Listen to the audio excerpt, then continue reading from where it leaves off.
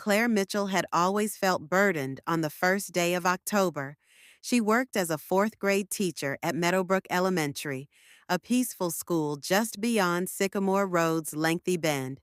Those who knew her well noticed a kind of quiet in her eyes, a softness mingled with whispered stories, despite her calm professionalism and 12 years of teaching experience. Bright murals, inspirational sayings, and books neatly arranged along the walls adorned her classroom. According to her, a classroom should be a secure environment where kids feel safe enough to study about life in general as well as specific subjects. It started off like any other Monday morning. As students entered, Claire was waiting by the door to greet them. Emma, good morning. Hello, Noah. Aiden, welcome back. However, a few minutes later, an odd occurrence took place. A young guy entered her classroom that she had never seen before. He slung two heavy backpacks over his shoulders, had large brown eyes, and held his hands nervously near to his chest. He kept looking around as though he was learning the room by heart before moving forward again, his dark locks falling clumsily across his brow. Good morning, Claire replied softly. Are you in my class? With his eyes lowered to the ground, the child paused before asking, What's your name? My name is Caleb, he muttered.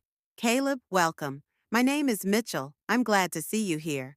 With a low nod, he moved in the direction of the desk row.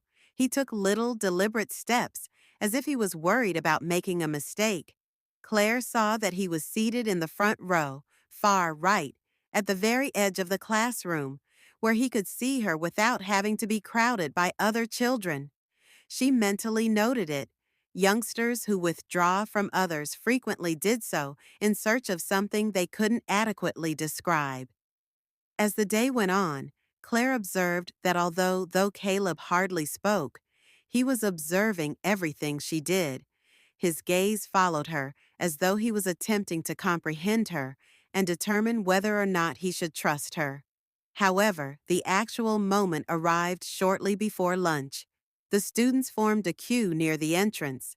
Every time they headed to the cafeteria, Claire said them farewell. Caleb stumbled a little and caught himself when he got to her. For balance, his tiny palm automatically seized her arm. Then it took place. Without raising his gaze, he whispered, Bye, Mama, in a voice that was just above his breath. Claire stopped. Behind her, the commotion, chatter, and hallway all blended together. The other kids did not respond. They just continued to walk. They might not have even heard it. Claire, however, felt and heard it. It was too late for Caleb to comprehend what he had spoken. Panic filled his face, and he retreated, tripping over his own words. I apologize. I didn't intend to. I didn't. I apologize. It's all right. Claire spoke softly while bending slightly to meet his gaze. It's all right, really. He gave a short nod and rushed down the corridor. However, the incident plagued Claire for the remainder of the day, like a soft murmur that she was unable to ignore. Kids didn't call strangers Mama. Not until there was something more profound beneath the surface. When the classroom was empty and the school was silent that evening, Claire sat at her desk and thought about Caleb. She played back how he avoided making eye contact, trembled at loud noises, and clutched his bag straps as if he needed them to keep grounded. The signs were familiar to her.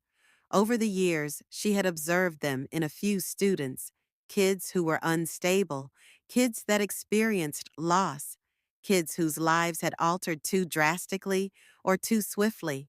Claire's heart constricted as she reclined on her chair. She reflected on her own history, the child she had once envisioned herself to be, the life she had dreamed of but never experienced. She had once fantasized of becoming a mother, going to parks in the afternoon, and reading bedtime stories. However, life took its own course, and she ended up becoming a teacher. Every year was like a new chapter, with fresh faces since she loved her students so much.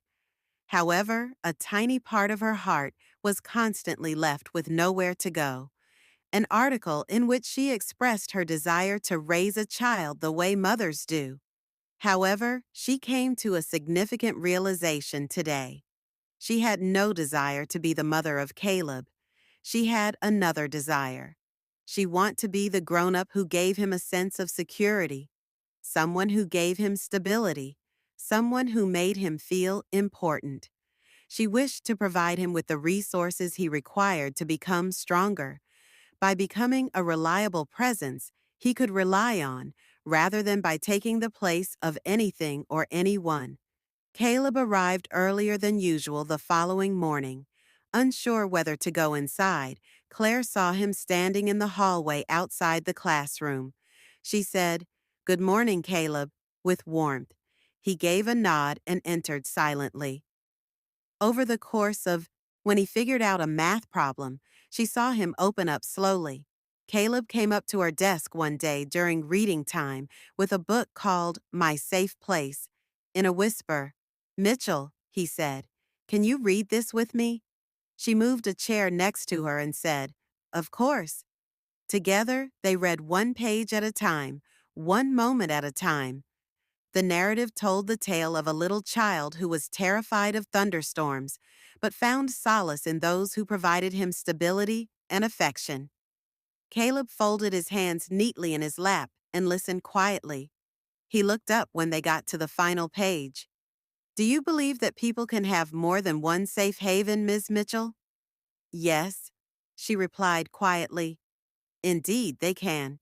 He gave a little, optimistic smile.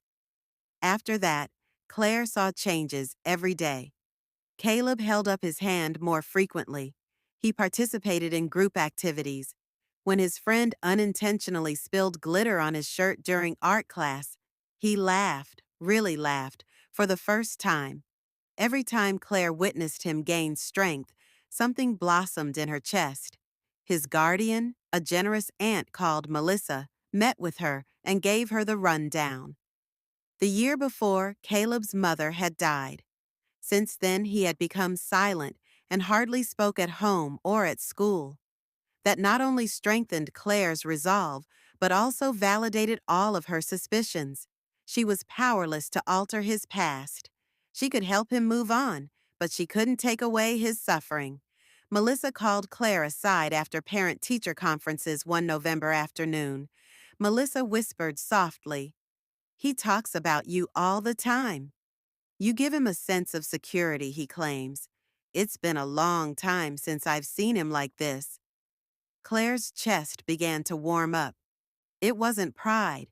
It was something more profound and deliberate. She mentally reenacted the trip that evening. She found new purpose in her work as a teacher, and Caleb had found stability. She had always thought that teaching was about more than just grades and lessons. Impact, healing, and establishing a safe environment for kids to rebuild themselves were the main goals. By December, Caleb was no longer standing in the doorway, uncertain of where he belonged. He entered the classroom with a calm assurance. He was Buddy's. He held up his hand. His smile widened. The class was creating cards to commemorate the holidays one morning before winter break. The majority of children sketched Christmas trees or snowmen. Caleb walked over to Claire's desk and put his card there. A picture of a classroom with bright golden light streaming through the windows was featured on the cover. Tiny characters were seated at desks inside, while one figure was standing in the front with a book. "Thank you for being my safe place," was written inside the card in careful, somewhat uneven handwriting. Claire's eyes warmed with emotion and her throat tightened. She turned to face Caleb, who was silently and nervously observing her, not assuming, not demanding, simply giving. She knelt and slightly spread her arms. He moved closer to give her a gentle hug.